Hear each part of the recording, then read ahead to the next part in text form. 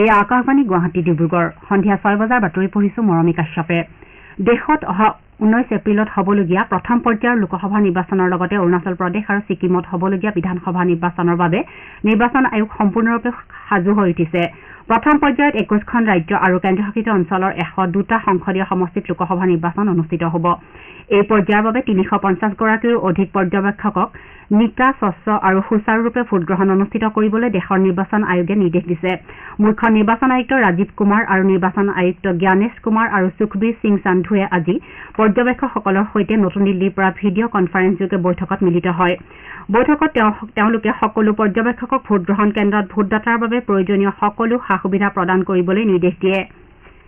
বিশেষকৈ গৰমৰ প্ৰকোপৰ পৰা ভোটদাতাক সকাহ দিবলৈ নিৰ্বাচন আয়োগে নিৰ্দেশ জাৰি কৰিছে উল্লেখযোগ্য যে প্ৰথম পৰ্যায়ৰ লোকসভা নিৰ্বাচনৰ বাবে নিৰ্বাচন আয়োগে 127 গৰাকী সাধাৰণ পৰ্যবেক্ষক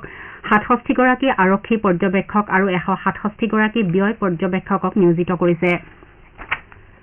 ৰাজ্যত বিভিন্ন ৰাজনৈতিক দলৰ তাৰকা প্ৰচাৰকসকলে ভোটদাতাক আকৰ্ষিত কৰাৰ উদ্দেশ্যে কেইবাটাও ৰেলীত অংশগ্ৰহণ কৰিছে বিজেপিৰ জ্যেষ্ঠ নেতা তথা মুখ্যমন্ত্ৰী ডক্টৰ হিমন্ত বিশ্ব শৰ্মাই আজি ডিব্ৰুগড় লখিমপুৰ আৰু শোণিতপুৰ লোকসভা সমষ্টিত নিৰ্বাচনী প্ৰচাৰ চলায়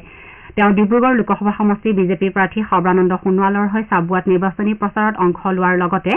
লখিমপুৰ সমষ্টিৰ প্ৰাৰ্থী প্ৰদান বৰুৱাৰ হৈ ধেমাজি আৰু নাওবৈচা ৰঙা নদীত নিৰ্বাচনী প্ৰচাৰ চলায় মুখ্যমন্ত্ৰীগৰাকীয়ে শোণিতপুৰ লোকসভা সমষ্টিৰ বিজেপিৰ প্ৰাৰ্থী ৰঞ্জিত দত্তৰ সমৰ্থনত বিশ্বনাথত বিজয় সংকল্প সভাত অংশগ্ৰহণ কৰে কেন্দ্ৰীয় মন্ত্ৰী সৰ্বানন্দ সোণোৱালে যোৰহাটৰ বিজেপি প্ৰাৰ্থী তপন কুমাৰ গগৈৰ হৈ প্ৰচাৰ চলাবলৈ মাজুলীত আয়োজিত জনসভাত অংশগ্ৰহণ কৰে ইপিনে পঞ্জাৱৰ মুখ্যমন্ত্ৰী তথা আপৰ নেতা ভগৱন্ত মানে ডিব্ৰুগড় সমষ্টিৰ আপৰ প্ৰাৰ্থী মনোজ ধানোৱাৰ আৰু শোণিতপুৰৰ প্ৰাৰ্থী ঋষিৰাজ কৌদিন্যৰ হৈ নিৰ্বাচনী প্ৰচাৰ চলাবলৈ আজি অসমলৈ আহিছে ডিব্ৰুগড় বিমানবন্দৰত উপস্থিত হৈ পঞ্জাৱৰ মুখ্যমন্ত্ৰী শ্ৰী মানক ৰাজ্যিক আপৰ তৰফৰ পৰা আদৰণি জনোৱা হয় আপৰ ৰাষ্ট্ৰীয় নেতাগৰাকীয়ে আজি তিনিচুকীয়াত মনোজ ধানোৱাৰৰ হৈ নিৰ্বাচনী প্ৰচাৰ চলায় তেওঁ টিংৰাইত আয়োজিত এখন জনসভাত সমবেত লোকক সম্বোধন কৰে ইফালে প্ৰদেশ কংগ্ৰেছৰ সভাপতি ভূপেন বৰাই দলীয় প্ৰাৰ্থীৰ হৈ নিৰ্বাচনী প্ৰচাৰত অংশগ্ৰহণ কৰে কাজিৰঙা লোকসভা সমষ্টিৰ বিজেপিৰ প্ৰাৰ্থী কামাখ্যা প্ৰসাদ তাছাৰ হৈ বিত্তমন্ত্ৰী অজন্তা নেওগে গোলাঘাট জিলাৰ মাহিমেলীয়া পূব ঘিলাধাৰী জাতীয় কলা ভৱনত নিৰ্বাচনী প্ৰচাৰ সভাত অংশগ্ৰহণ কৰে কোকৰাঝাৰ লোকসভা সমষ্টিৰ বিজেপি মিত্ৰজোঁটৰ সমৰ্থিত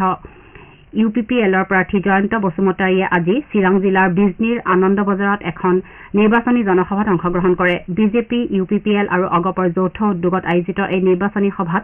প্ৰাৰ্থীগৰাকীৰ লগতে বহুকেইগৰাকী নেতা উপস্থিত থাকে দেশৰ নিৰ্বাচন আয়োগে নিৰ্বাচন স্বচ্ছ মুক্ত আৰু নিকাকৈ পৰিচালনাৰ বাবে আৰু জনসাধাৰণক নিৰ্বাচনী প্ৰক্ৰিয়াত সক্ৰিয়ভাৱে অংশগ্ৰহণ কৰোৱাৰ লক্ষ্যৰে এইবাৰ বিশেষভাৱে তথ্য প্ৰযুক্তি ব্যৱহাৰ কৰিছে আয়োগে চি-ভিজিল সুবিধা সক্ষম ECI আৰু NGSP এপৰ সহায়ত এই ব্যৱস্থা গ্ৰহণ কৰিছে নিৰ্বাচন আয়োগৰ চি-ভিজিল অৰ্থাৎ ভিজিলেন্ট চিটিজেন শীৰ্ষক এপ্লিকেশ্যনৰ সহায়ত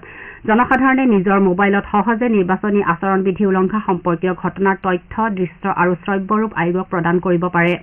ইপিনে নিৰ্বাচনী সভা আৰু প্ৰচাৰৰ বাবে অনুমতি বিচৰাৰ ক্ষেত্ৰত সহায় হোৱাকৈ সুবিধা নামৰ এপ মুকলি কৰা হৈছে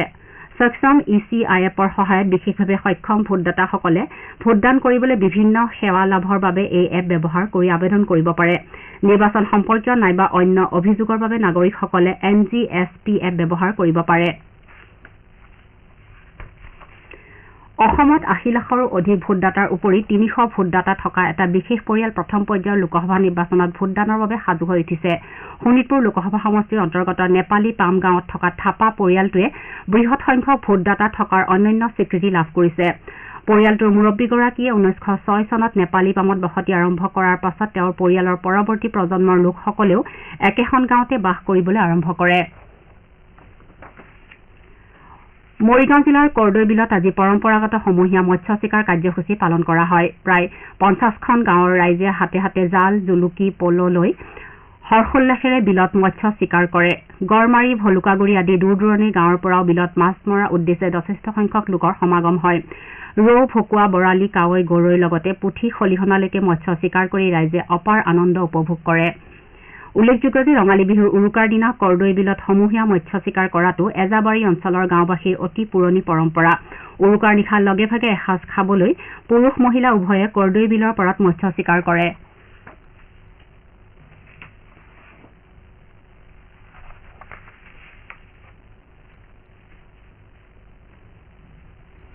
এতিয়া বাতৰি ইমানতে অন্ত পৰিল